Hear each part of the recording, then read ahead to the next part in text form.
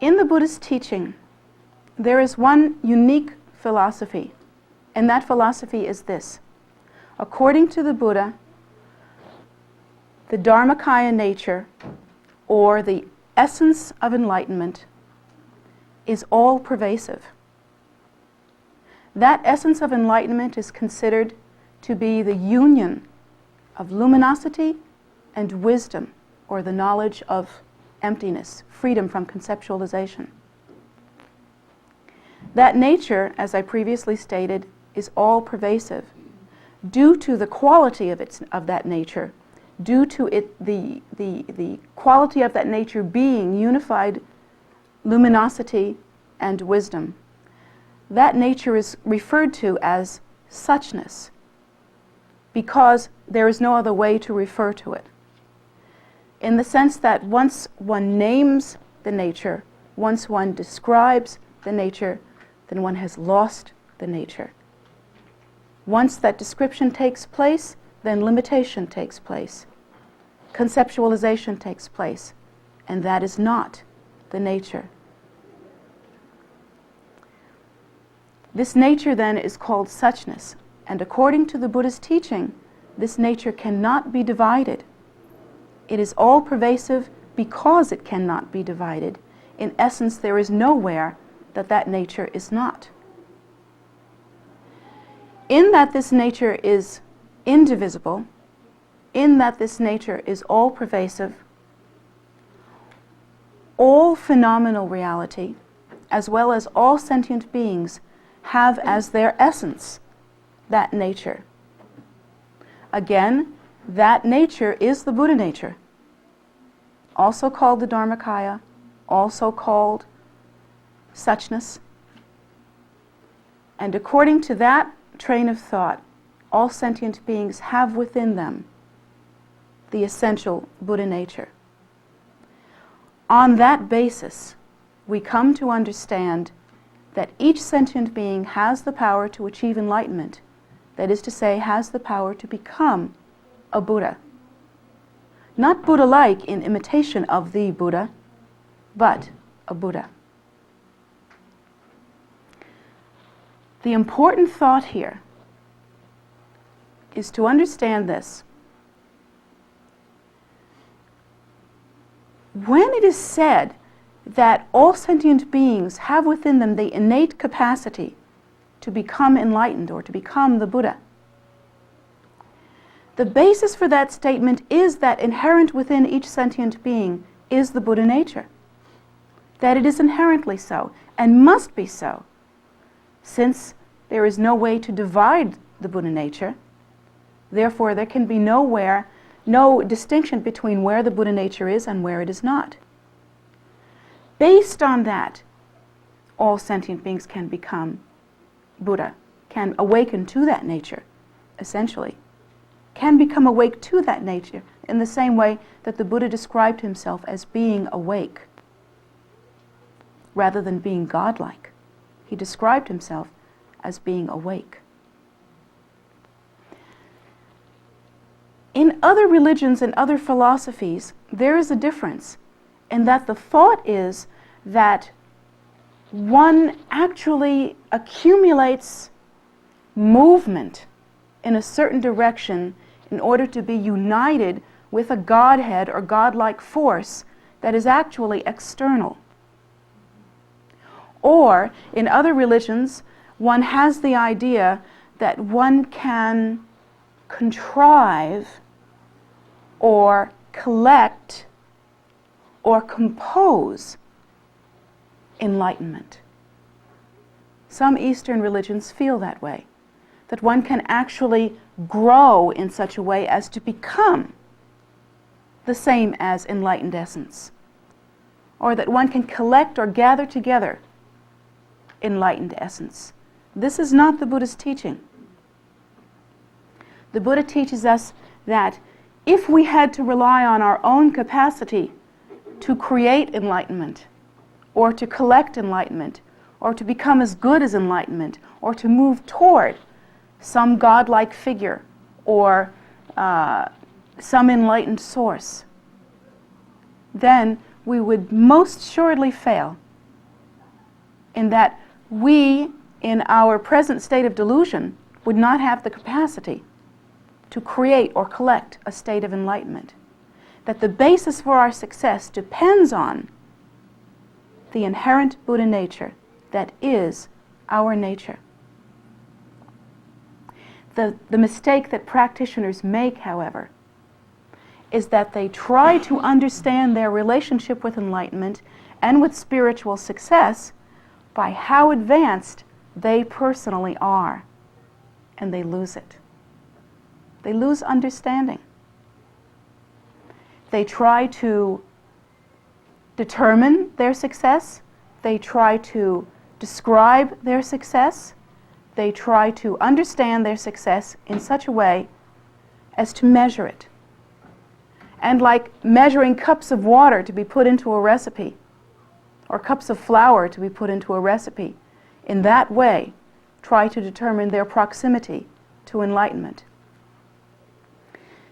In terms of one's practice, this leads to the deepest kind of mistake or delusion. And that relying on our own personal competency as the reason for, and the means by which we will attain enlightenment, we cannot attain enlightenment. Or understanding that our capacity to, in some way that we don't understand, be spiritual, or be good, or be godlike, or be like an enlightened person, that our capacity to somehow contrive that, or imitate that, or pretend that that will somehow make it happen. Falling into that delusion, we cannot practice effectively. Because our faith is misplaced. It is actually then placed in the realm of very ordinary activity. The ability to make up a path, or to pretend you're on a path, or to act as though you were realizing something on that path. That kind of pretension, that kind of activity, is simply ordinary activity. It isn't so different from baking a cake. It isn't so different from catching a train. It's the same. But to rely on the all-pervasiveness and the lack of limitation of the inherent Buddha nature as the reason by which, the cause by which we achieve enlightenment, this ensures our success. Essentially, Lord Buddha, in his essence, is not different from us. He has the same potential to achieve enlightenment. The difference is that he realized that potential. But we have the same innate potency as Lord Buddha, or as any of the enlightened ones. The same potency, not different. The Buddha, however, practiced for a very long time, doing meditation and accomplishing virtuous activity until the time that he awakened to his innate nature by conquering and dispelling all hatred, greed, and ignorance. And this is what we must do, the very same thing that the Buddha has done. Conquer hatred, conquer greed, and conquer ignorance. Our capacity for success is the same as the Buddha's. How is it so? Once again, the Buddha nature is all-pervasive and it cannot be divided. Therefore, that inherent Buddha essence that is the Buddha's nature is indivisible from our own nature.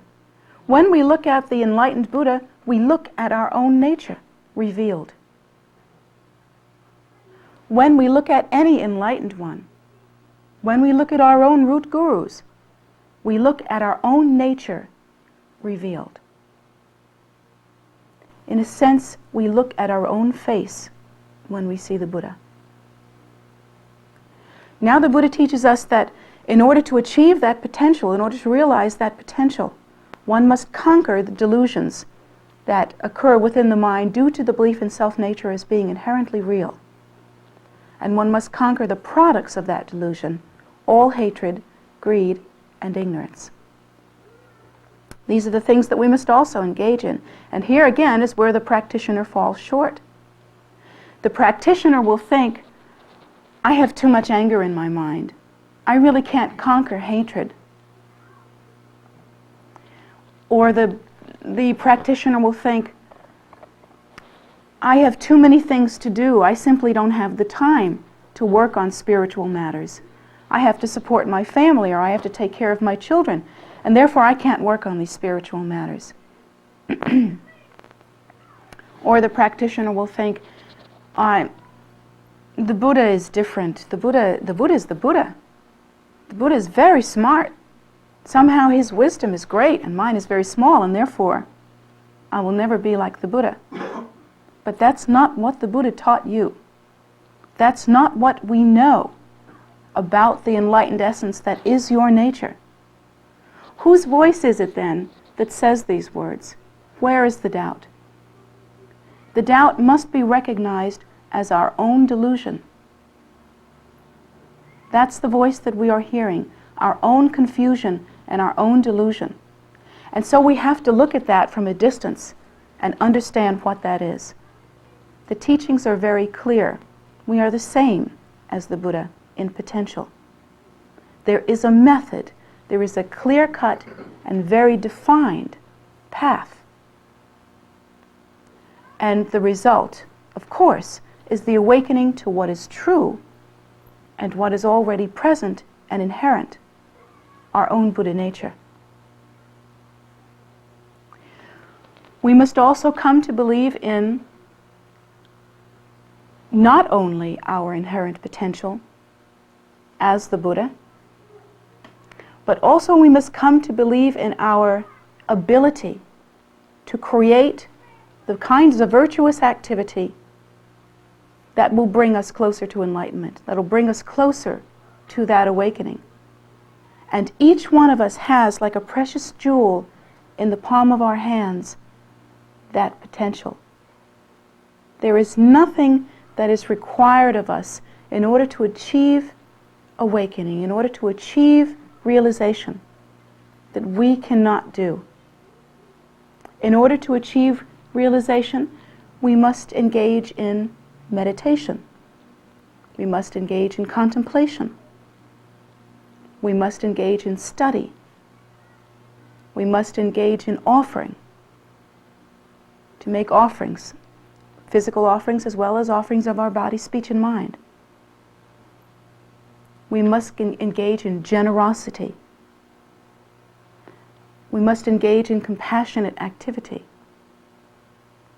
And eventually, when we are prepared, we must engage in teaching. That is to say, to make available to others an authentic and pure path once we ourselves have accomplished it, and not before. Please. All of these things are within the realm of possibility. Any one of us can choose to do these things. But we hold ourselves back, and the way that we hold ourselves back is by saying, I simply don't have the qualities. I don't have the capacity. I don't have the time. I don't have the intelligence. I wasn't born like that.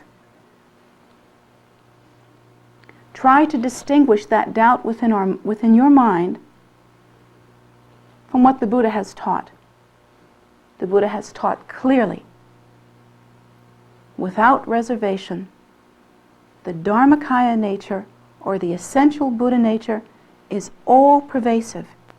It exists equally in every sentient being. That nature has certain qualities. It cannot be constructed. Suchness cannot be constructed. What would you construct it of? With what building blocks? Suchness is understood to be the union of luminosity and wisdom.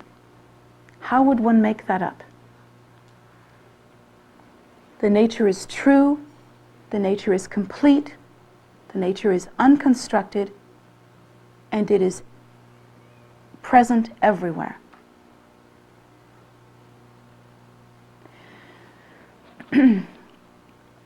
That being the nature, the qualities of the nature, then it is also unlimited.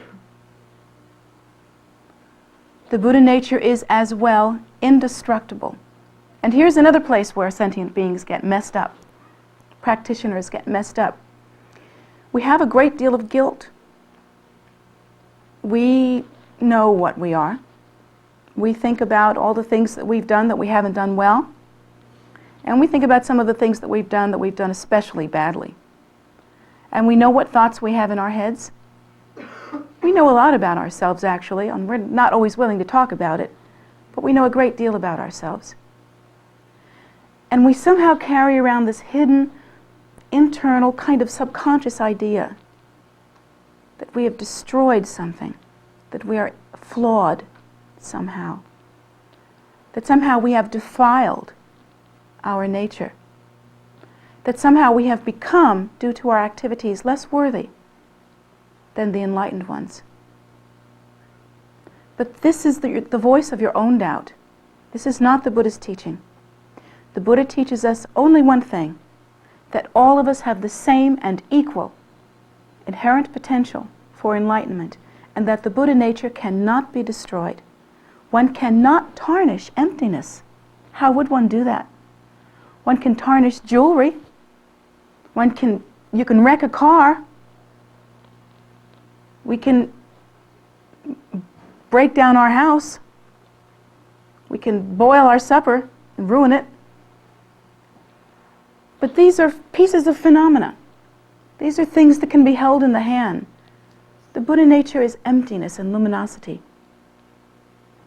It is uncontrived and unlimited. It is unborn and perfectly complete, and every moment spontaneously arising. How can it be destroyed? With what tool could we destroy that nature? It is impossible. Quite frankly, if we have committed a great deal of unfortunate acts, both inner and outer, then we do have some problems. There's no doubt about that. But the problem is more a problem of habitual tendency and cause and effect relationship. We have the habit of selfishness. Therefore, it is our right and our responsibility and our potential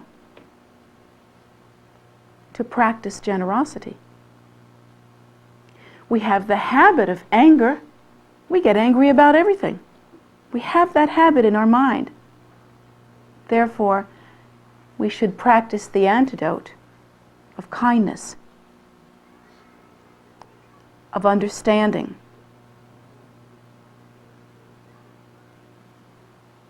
of loving care. These are the things that we should practice as an antidote. Absolutely, we have the habit of selfishness or the habit of hatred. And even as we try to practice the antidote, what's going to happen? We will revert to our own habits, revert to our old ways. But the thing to do is to continue trying. Upon entering the path of the Bodhisattva, one should immediately begin to practice generosity every moment. How many entering the path of the Bodhisattva immediately begin to practice generosity every moment? Do you know how many? 0. None. The reason why is because we don't know how, but we're learning. And we have the innate ability to practice and to live generosity, and as well we have the innate ability to create the intention of generosity and to learn how. If in the first commitment period, when we first decide to practice the way of the Bodhisattva, to practice generosity, if in that first moment we practice kindness or generosity as an antidote to our own hatred, greed, and ignorance for half a second, purely, then that's a start. And we can graduate to a whole second. Pretty soon we can go to 5 seconds. Before you know it, we've got half a minute down. And after about 10 years of work, we might be able to pull off 5 whole minutes of generosity. Because it's like that. When you practice pure generosity, generosity that doesn't come from your need to practice generosity, generosity that is genuine and free of all self-absorption, frankly, it takes that long. But each one of us has that nature as our innate nature. And what we are doing is merely clearing away the debris, causing us, therefore, to awaken to or to view that nature purely and clearly. But we should never for a moment lose faith, because the faith should never be in our ability to be kind.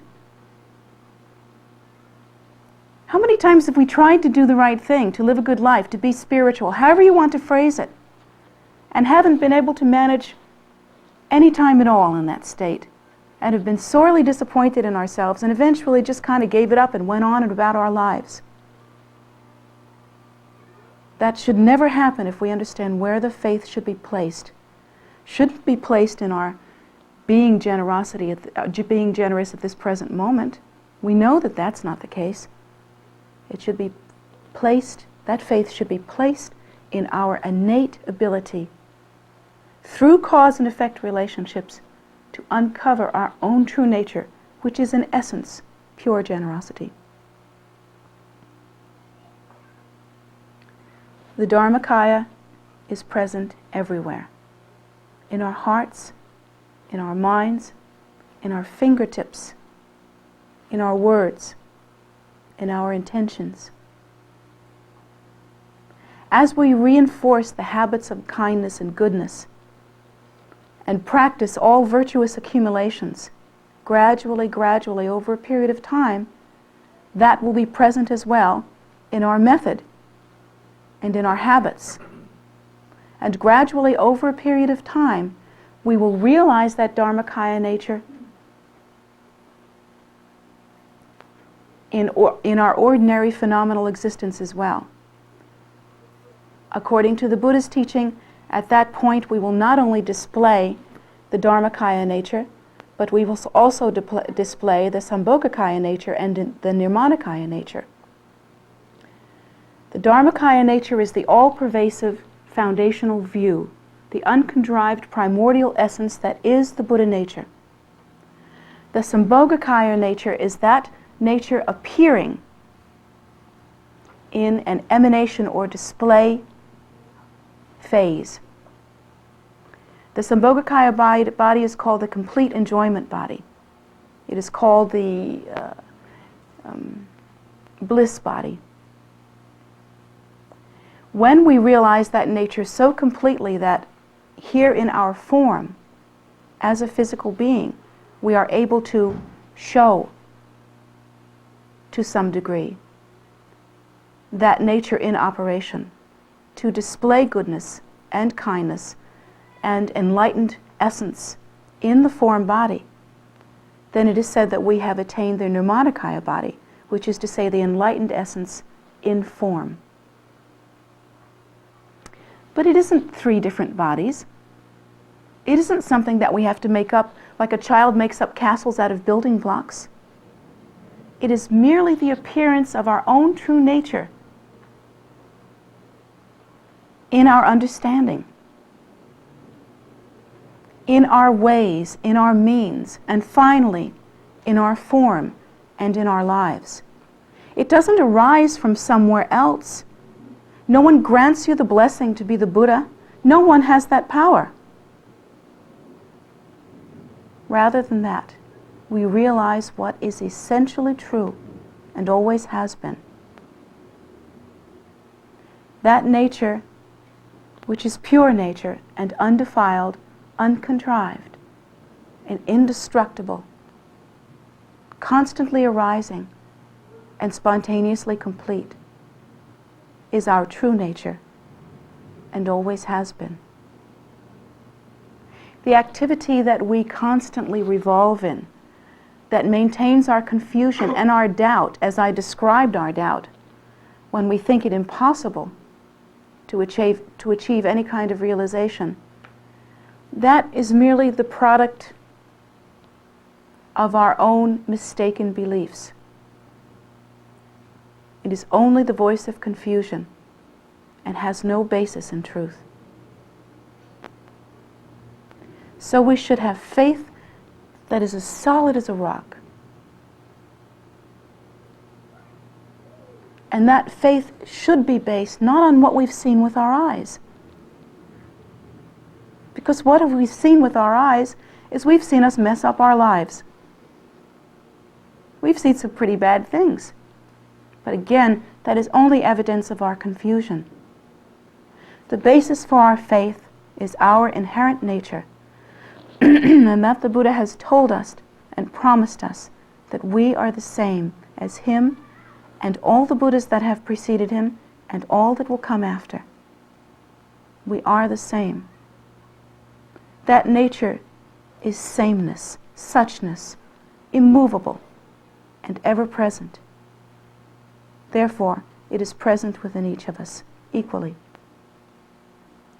By the way, that's also the basis through which we come to understand loving sentient beings. Every religion has some kind of teaching that sounds like love thy neighbor as thyself, to borrow a phrase. And the Buddhists are no different. We actually feel that all sentient beings are equal. That in fact we should love all of our neighbors more than we love ourselves. And the reason why is that there's just more of them. If we're all the same and there's more of them than there is of me, it makes more sense to go for their happiness than it does for mine. And so we take vows about things like that. We try very hard to support the happiness of all sentient beings. This is the basis for our faith, understanding that they are the same as us, inseparable, but that they have the same confusion, and that like us, they are trying to be happy. That's all, just trying to be happy, and making lots of mistakes at it, just like us. So the basis for our practice of loving kindness and compassion is again the teaching that I have spoken of this morning, that the Buddha nature is all-pervasive and the same, and the only real truth. How simple. How simple that is compared to the confusion that we exist in every single moment. Isn't that true? When we make up stories in our heads and get crazy and get confused and think badly of ourselves, some sentient beings, some human beings even try to commit suicide. They get so sad. And they're sad about their own confusion, and that's all.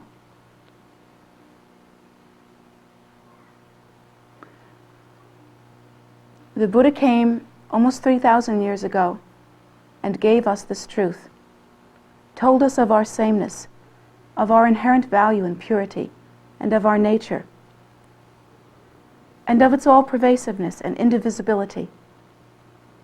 This simple truth was given to us like a light, and then the Buddha left and said, now work out your happiness. Work out your own salvation. The teaching there is that we have the capacity to work it out. Through cause and effect relationships, we can bring about the view of our own nature. Through meditation, through study, through contemplation, through offering, through generosity, through these and other means, each one of us has the capacity to awaken to our own Buddha nature. No one can take that away from us, not even the Buddha. So please hear this in such a way as to empower you. The difference between Buddhism, perhaps, and many other religions is the empowerment of it. Basically, what the Buddha tells us is that the ball is in our court. Right now, the ball is in your court. You have that inherent nature. That no one can take that away from you. That is your nature. And you can create the causes by which you come to know it. Slowly at first, but surely, not because you're good at it, but because it is your nature.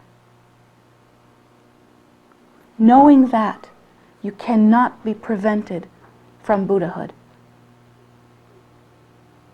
Knowing that, we can develop faith.